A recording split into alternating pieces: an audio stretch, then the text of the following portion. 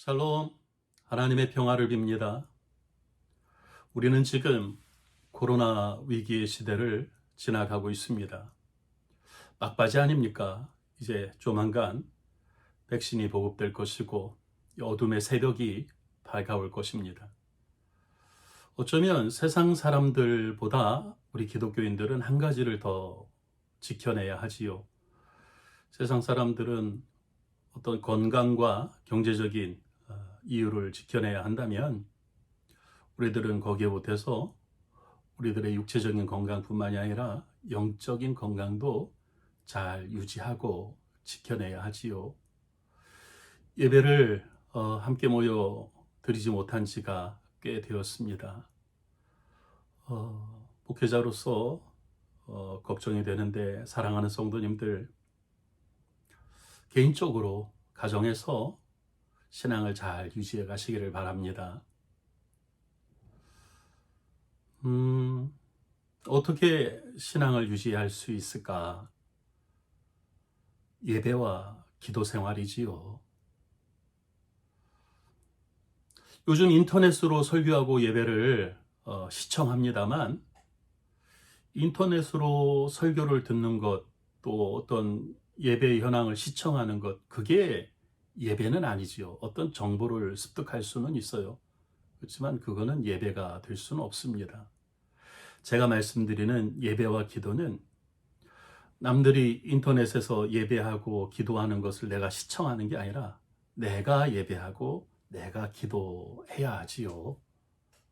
요즘 텔레비에 먹방이 많습니다. 남들이 먹는 것을 내가 이렇게 공감하면서 재미나게 볼 수는 있어요. 그렇지만 그건 내가 먹는 건 아니지요. 육체적인 건강도 마찬가지입니다. 저도 설교를 동영상으로 올립니다만 이 동영상 설교를 시청하는 것, 그건 예배가 되지 않습니다. 성도님들이 이렇게 간략하게나마 가정에서 예배를 드릴 때 그 예배의 순서 중에 설교 시간에 이렇게 시청하는 것, 그거는 가능합니다. 예배 중에 그 메시지를 대신할 수 있지요. 사랑하는 성도님들, 바라기는 반드시 새 아침이 올 때에 영육 간에, 그리고 건강, 그리고 경제적으로도 정말로 기쁘게 새 아침을 맞을 수 있는 그런 건강한 우리 신앙인들이 되시기를 바랍니다. 오늘 성경 이야기로 돌아가면 오늘 얘기는 나다나엘이라는 사람이 예수님 제자가 되는 아주 중요한 장면이에요. 이 이야기를 함께 나눌 것인데 먼저 나다나엘이 어떤 사람인가 우리가 좀 알아볼 필요가 있어요. 나다나엘은 이 바돌로메입니다. 바돌로메. 이 유대인들에게는 이름이 두 가지 있습니다. 자기 이름이 있고 한 가지는 이 유대인들은 그 족보가 굉장히 중요하죠. 누구의 자손, 누구의 아들이라는 게 굉장히 중요하기 때문에 사실은 실제적으로는 자기 이름보다 누구 아들이라는 것으로 더 많이 불렸어요. 장님 바디메오도 디메오의 아들, 이렇게 이 바가 앞에 들어간 것은 누구의 아들이라는 말이고, 그것이 사실은 이름으로 거의 쓰이지요. 나다나엘도 나다나엘이 이름입니다만 이 성경의 나다나엘은 요한복음에만 나오고 다른 성경에서는 12사도 중에 하나 바돌로메입니다. 그러니까 돌로메의 아들 바돌로메, 바돌로메의 그가 즉 나다나엘이지요. 중요한 예수님의 12 사도에 속하는 인물이지요. 또 이 나다나엘은 이 빌립이라는 사람의 스승입니다. 오늘 그 벳세대에서 예수님을 먼저 만난 빌립이 예수님을 메시아로 만나고 제일 먼저 달려가는 곳이 있어요. 부모에게 먼저 달려가지 않아요. 형제에게 먼저 달려가지 않아요. 나다나엘에게 달려갑니다. 이 나다나엘이 어떤 사람인가? 나다나엘은 학자들이 이렇게 얘기를 해요. 이 빌립에게 어떤 율법적인 가르침이나 영향력을 주었을 스승, 선생이었을 것이라고 대개 학자들은 보고 있습니다. 왜냐하면 그가 예수님을 빌립이 이렇게 부르러 오기 전에 뭐라고 있었냐면 이 무화과 나무에 앉아 있었다고 그렇게 표현을 하고 있거든요. 이 무화과 나무에 앉아 있다는 것은 이 관용구입니다. 유대인들의 관용구가 뭐냐면 일상적으로 이렇게 통용되는 그 어구들이 있어요. 예를 들면 우리나라에 화촉을 밝힌다 그러면 어떤 촛불을 밝힌다는 의미가 아니라 결혼식에 초를 밝히는 걸 화촉을 밝힌다고 그냥 그렇게 얘기를 하지요. 또 옛날에는 요즘은 결혼식에서 국수 먹는다고 안 하지만 언제 국수 먹여줄래? 그러면 너 언제 결혼할래? 이렇게 하지요. 또 뭐 있을까요? 나 작은 집에 갔다 온다 그러면 화장실 갔다 오는 것이고 큰 집에 갔다 온다 그러면 그쵸 커다란 집 교도소 가는 걸 얘기하지요. 그런 식으로 유대인들에게 무화과 나무 아래에 있다는 것은 이 율법을 묵상한다는 그런 관용구였어요. 아마도 유대인들의 그 랍비들이 무화과 나무 그늘에 앉아서 율법을 외우고 묵상하는 그런 일들이 많았을 것으로 상상이 되어지고, 그래서 관용구로 무화과 나무에 있다, 아래에 있다 하는 얘기는 율법을 묵상한다는 그런 뜻이었지요. 즉 나다나엘은 빌립의 영향력 있는, 빌립이 가장 사랑하는 메시아를 만났을 때 제일 먼저 달려가는 스승이었고, 그는 율법을 연구하는 그런 율법주의자나 율법 스승이었을 것입니다. 세 번째로 나다나엘은 자기가 이 어떤 율법을 가르치거나 영향력을 끼치는 스승이었기 때문에 성경에 대한 지식이 해박했음을 알 수 있고, 또 오히려 그 지식이 그 어떤 편견으로 작용하기도 했어요. 오늘 성경에 빌립이 내가 메시아를 만났다 하면서 예수님을 소개할 때 나사렛 예수님이라고, 나사렛 출신이라고 얘기하니까 빌립이 단호하게 거절하지요. 내 지식으로 내가 아는 바로 메시아는 나사렛에서 나올 수 없다가 이 나다나엘의 판단과 결정이에요. 사실 나사렛이라는 동네는 굉장히 작은 마을입니다. 그리고 구약 성경에서 나사렛이라는 얘기는 한 번도 언급이 된 적이 없는, 구약에는 지도에도 나오지 않는 그런 마을이에요. 그러니 구약시대부터 끊임없이 율법적으로 메시아가 어떤 모습으로 어디로 오실까 연구하던 그런 사람들, 또 예언자들의 예언을 연구해 볼 때 이 나다나엘의 지식상 이 나사렛에서 메시아는 나올 수 없다가 그의 결론이었지요.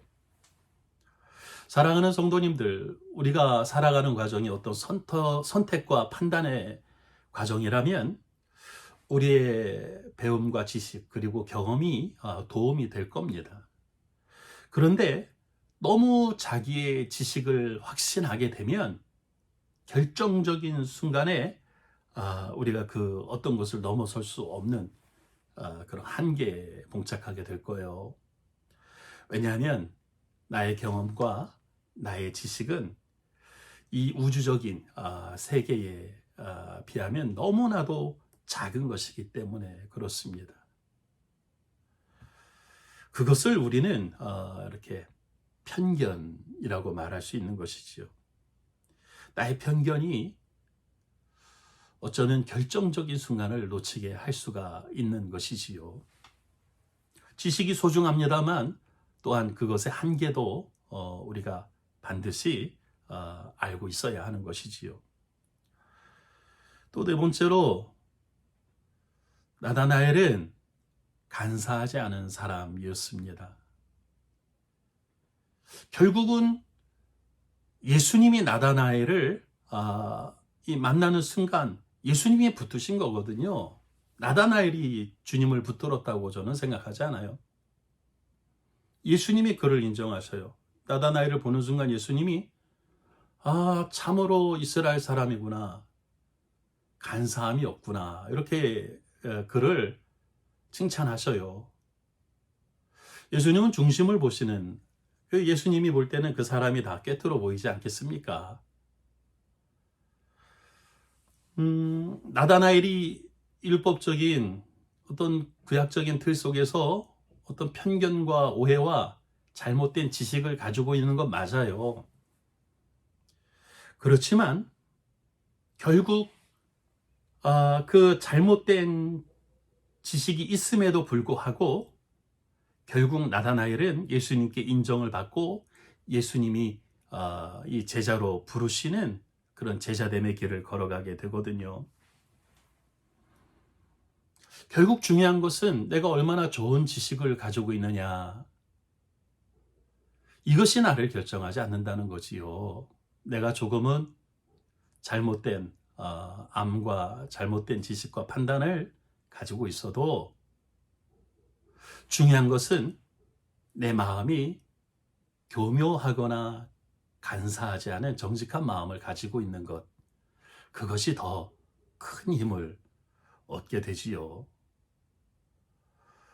얘가 얼마나 잘 알고 있느냐가 아니라 얘가 얼마나 바른 마음을, 자세를 가지고 있는가. 사람의 기본적인 그런 마음 자세가 더 중요하다는 얘기입니다. 결국 나다나엘이 12사도에 들어가는 아주 역사적인 중요한 그런 인물이 되는데, 오늘 그 장면이에요. 첫 번째로 그것이 가능할 수 있었던 것은 나다나엘이 어떤 자기의 편견과 한정된 지식을 가지고 있음에도 빌립이 그 나다나엘을 강권하거든요. 그렇게 생각하지 말고 한번 직접 와서 봐라. 이 빌립이 얼마나 나다나엘을 사랑했으면 자기가 정말로 좋은 보물을 발견했는데 한 번만 꼭 와서 봐주십시오. 당신의 지식과 다를지라도 한 번만 와 보십시오.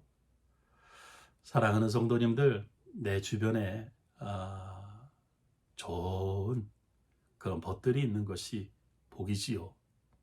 때로는 내 선택과 판단이 잘못될 수 있어도 그것을 나를 애정으로 그렇게 이끌어 줄 수 있는 그런 귀한 사람이 곁에 있다는 것이 복이 아니겠어요? 결국 나다나엘을 전도한 것은 이 빌립의 사랑과 애정이지요. 또한 이 나다나엘의 그런 사랑 때문에 자기의 지적인 오만을 끝까지 세우지 않고 이렇게 내려놓으니까 따라올 수 있었던 거 아니겠습니까? 그 결정적으로 그 편견을 내려놓을 수 있는 그런 용기도 필요하지요. 두 번째로는 예수님과 그 몇 마디 대화 속에 놀라움이 있지요. 예수님이 오자마자 야, 참 간사하지 않구나. 참 이스라엘이구나. 그렇게 얘기하니까 나다나엘이 처음 보는 거거든요. 아니, 나를 언제 보셨다고 그렇게 얘기하십니까? 그랬더니 예수님이 이렇게 얘기해요. 빌립이 너를 데리러 갈 때 그때 네가 무화과 나무 아래 있는 것을 내가 안다. 나다나엘이 깜짝 놀라지요. 자기가 빌립이 오기 직전에 깊이 율법을 묵상하는 것은 정말로 그 현실적으로 무화과 나무에 앉아 있는 것은 누구든 볼 수 있어요. 그런데 그게 아니고 내 마음속에 율법을 묵상하는 것은 아무도 몰라요. 내가 무슨 생각하고 있는지 누가 어떻게 알아요. 나와 하나님만 알 수 있는 그 비밀을, 그거를 멀리 이 베세다에 있는 분이 내가 내 마음속에 무엇을 품고 있었는지를 알고 있는 거예요. 참 신비롭죠. 이 초월을 경험하는 거예요. 그러니까 이 나다나엘이 깜짝 놀라지요. 깜짝 놀라서 이 주님을 고백하게 되는 거예요.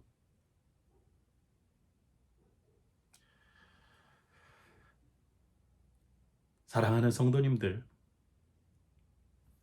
내가 어느 순간 나의 지식과 이 모든 것을 초월할 수 있는 어떤 경지를 만나게 되면 내가 내 무릎이 꺾이는 거지요.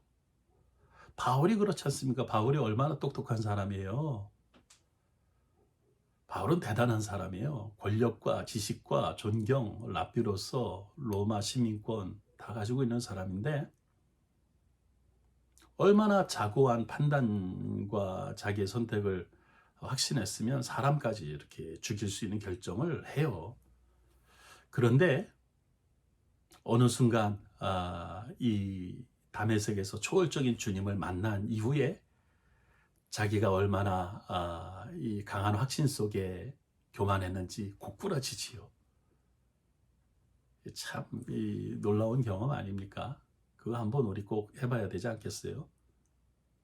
주님에게서 어떤 초월을 만나야지요. 이 나다나엘이 주님 앞에 드디어 무릎을 꿇어요. 그랬더니 예수님이 이렇게 축복하십니다. 야, 네가 그 율법 묵상했다는 거, 무화과나무 아래에 있었다는 것을 얘기했다고 그렇게 놀라냐? 더 크고 놀라운 일을 네가 보게 될 것이라. 이제는 네가 내 제자가 되면. 어떤 일인가? 하늘이 열리고 이 새로운 세계가 되는 거지요. 그 세계는 어떤 세계인가? 천사들이 사람들 위해, 사람들은 이 세계이고 천사들은 하나님의 이 전령이지요. 오르락 내리락 하는 것을 보게 될 것이랍니다.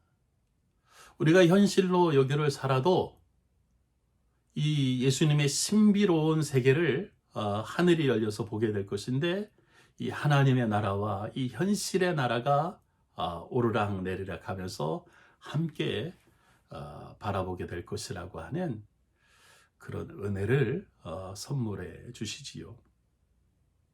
사랑하는 성도님들, 결국 이 말씀은 예수님의 제자가 된다는 것은 어떤 초월적이고 신비로운 세계를 그 세계가 열리는 것, 이것이 주님의 축복 아닙니까? 어떤 많은 사람들은 착각해요. 이 세상 속에서, 이 현실 속에서 굉장히 커지고 부유해지는 것이 축복인 것처럼 생각합니다만 참 예수님은 한 번도 그렇게 말씀하신 적이 없지요. 어떤 초월을, 어떤 진리를, 어떤 신비로움을 네가 보게 될 것이라, 그것은 하나님의 나라일 것이라, 그것이 예수님이 말씀하시는 보물이지요. 오늘 나다나엘, 이 구약의 신앙 전통을 가진 율법주의자 나다나엘이 예수님의 신약의 예수님의 사도가 되어지는 그런 은혜로의 전환점이 열리고 있어요.